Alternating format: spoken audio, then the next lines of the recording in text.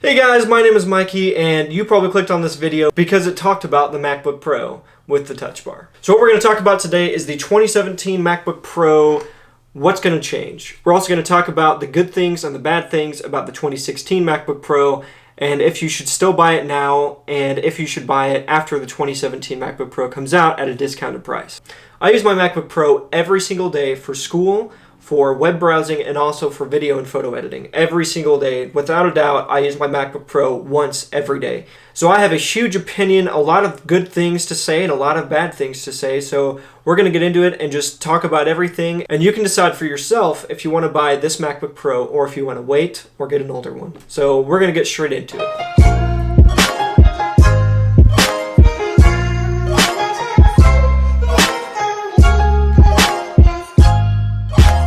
I have the 15-inch MacBook Pro with Touch Bar. Mine is the space gray model. So I'm going to leave the full specs up on the screen right now, but I'm just going to give you the quick overview. Mine has the i7 2.6 gigahertz, the Radeon Pro 450, 256 gigabytes of storage, and 16 gigabytes of RAM. My model was $2,400. You could spend upwards of around $4,000 to get the maxed out model with 2 terabytes of storage and 4 gigabyte graphics card. So if you do want to see any specs, just make sure you pause it here because here's the full spec'd out sheet. You can also go look it up online. But we're going to move on with the good things about the 15-inch MacBook Pro. So we're going to start off with the most controversial thing that the 2016 MacBook Pro brings along with it, and that is the Touch Bar. The Touch Bar is a huge gimmick, and it is a huge difference from this computer to any other computer that Apple has produced thus far. I do use some things on the Touch Bar, like changing the brightness, changing the volume, changing the keyboard brightness, but you have to do those things from the Touch Bar. You can't do them anywhere else. They have to be used there. Besides that, I only use the Touch Bar to add a new tab. In Safari, it's a lot faster than dragging my mouse across the screen. I do use the fingerprint sensor, which is amazing. I love just placing my finger on it, and it logs me right into my MacBook Pro. So moving on to the ports, it has 4 Thunderbolt 3 ports, which means that they are USB-C, and they have 40 gigabytes of throughput. They can drive 2 5K monitors or 4 4K monitors at one time. The good thing is that the ports are extremely quick. I use a couple SSDs, and also my SD card has a pretty fast write and read speed, and it allows them to max out at their top read and write speed, and it really is a lifesaver, so that is one thing to consider. One of my favorite things about the MacBook Pro is definitely the trackpad. The trackpad is huge, and I love using it while I'm at college and I don't want to bring the mouse around.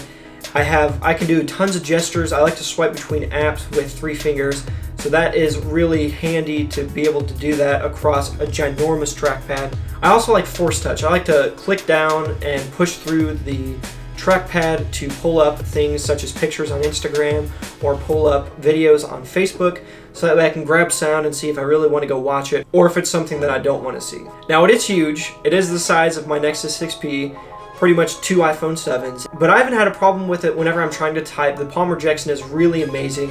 I know that other people have talked about palm rejection, but for me, I think it's really great, even though others have had some problems with it. So one of the greatest things about the MacBook Pro is that it is really small and compact when compared to the other models that have been released before. It is just above 1/2 of an inch thick. Now that is super thin considering the power that's packed in here and the machining and quality of the product that you're receiving.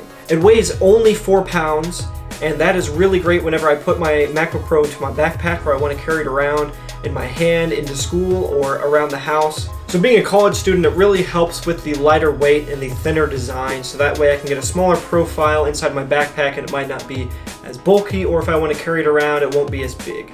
Something that a lot of people that own the 2016 MacBook Pro with Touch Bar have had is the battery life, but me, I've had almost no issues at all, especially after the software updates. It just keeps getting better and better. Some people were reporting around 2 to 3 hours of battery life no matter what. I only get that whenever I'm editing photos or I'm editing in Final Cut Pro my YouTube videos. Besides that, if I'm just watching a YouTube video or I'm searching on Facebook or surfing the web, then I get around 9 hours, just like it advertises. One great thing that is really small when compared to the other Retina displays for the other MacBook Pros is the display on this MacBook Pro. It has a wider color gamut. It has slightly higher color accuracy on the RGB scale when compared to the last edition of the MacBook Pro, but it also gets brighter, and it is more clear to see than last year's because it gets up to 500 nits, which is a huge number with a screen brightness. Now generally I keep my brightness at about half. So my battery life is probably pretty great since I'm always indoors. Now if you're outside and you have the nits at 500 and the brightness turned all the way up, then your battery life might suffer a little bit and it might get a little bit hotter than mine usually does. The display does not have an anti-reflective coating. It is reflective, so if you are outside, be aware. It has a pretty nice anti-reflective ability when you are around lights trying to bounce off of them. The build quality, it is a little bit sharper than other MacBook Pros, and that does sound weird, but the corners are not as rounded. They do not have chamfered edges or anything. They are just solid drop-offs. When it comes to the inside, to the corners, and to the bottom, it is all sharp, and especially where you open the screen on the MacBook Pro, it has that little lip right there, and it has the little indentation.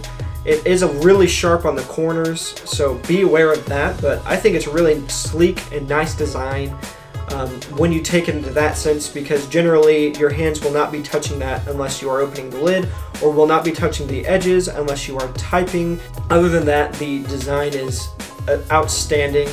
It is amazing. MacBook Pros are just known for their design, and that's why they last so long, because they're made out of aluminum. They're not made out of plastic, and the machining on it is just out of this world. I'm always super impressed by MacBooks. That's one main reason why I always keep coming back to them, is because of their amazing build quality.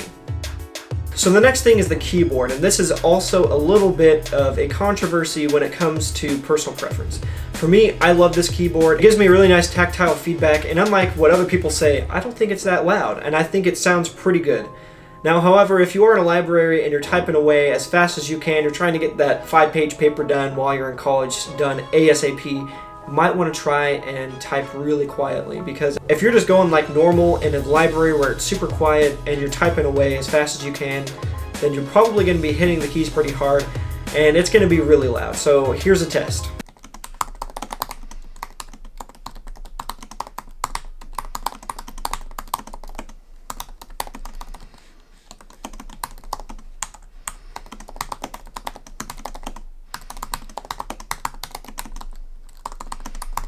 So the keyboard has the second generation of the butterfly switches that we saw on the 12-inch MacBook Pro a couple years ago. The layout is also a little bit nicer with the arrow keys, but I like it overall. The layout is really nice, and the keys are a little bit bigger than the chiclet style keyboard on the 2015 MacBook Pro. The speakers on the 2016 MacBook Pro are amazing, especially when compared to any other machine on the market that is a laptop that has speakers and talks about the sound quality.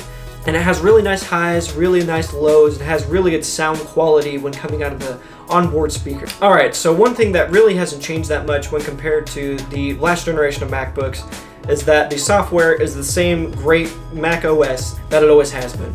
The only thing that's really changed is that it can be buggy with the software, and I've actually had some issues with that, and that's going to start us on the bad side of the 2016 MacBook Pro with the Touch Bar. So I'm going to start off with some problems that I have already had and am not having anymore because I got it fixed. But one huge issue that I was having was the hinge. Whenever you would open the MacBook, or even it would just be sitting there and you touch the desk, the hinge would crack. And a lot of people were having this. There was no fix. You had to take it in, and then Apple would send it off and have it shipped back to you in 3 to 5 days. There was no getting around it. And then there were also issues, and you might still be having them if you did not go get your MacBook fixed.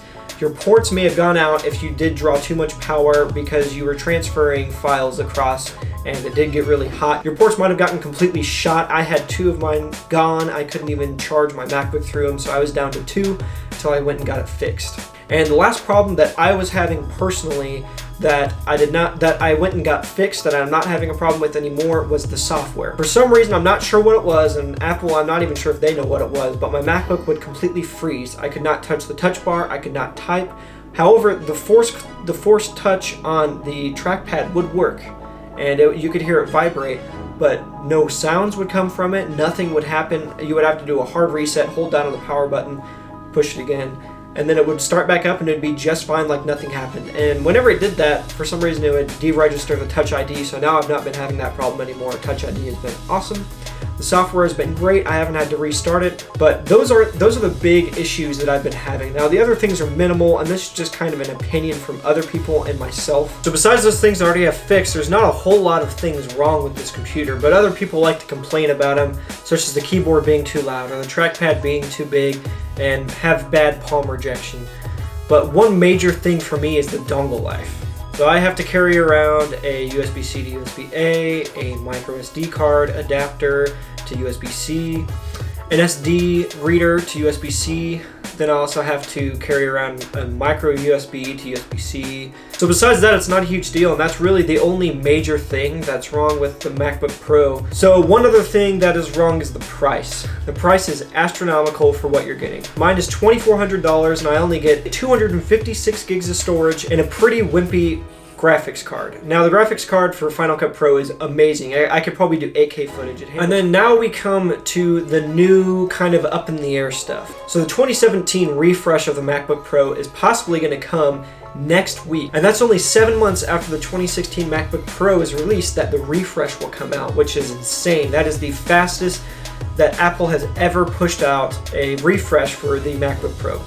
Now, not major things are coming. It's still going to have the exact same body, most likely. The only things that will change is a faster processor and much more efficient processor. So some good things that will happen is that you might have some more speed, and then you will have a longer battery life. So that will fix some things, but it won't be that much of a problem. There's not a lot of things that are issues right now. So the only thing is it'll be around the same price that this machine released at, so these machines will be cheaper after the 2017 version is released. If you're looking to upgrade from, let's say, the 2015 MacBook Pro or down, I would say it's worth it if you have the money and you need the extra speed because your 4K files aren't being rendered as easily and it might be a little bit slow in Final Cut Pro on the 2015 or lower.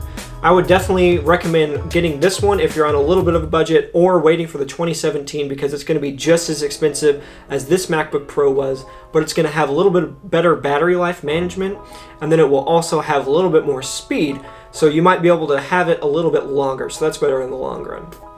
However, if you're buying your first MacBook Pro and you don't have any right now, and you're on a budget, then I definitely recommend picking up the 2015 MacBook Pro, unless you're going to be doing something labor intensive with 4K video or higher. If you're going to be doing something with that, then you definitely want to consider getting this or the 2017 MacBook Pro refresh, because they will have a little bit more power, just enough to get the 4K video editing done. Now the 15-inch is starting to lag, so I've heard, so I would definitely go watch some other reviews and take that into consideration. So I hope you guys can come to a conclusion now. This has been Mikey. I'll catch you in the next one. Peace.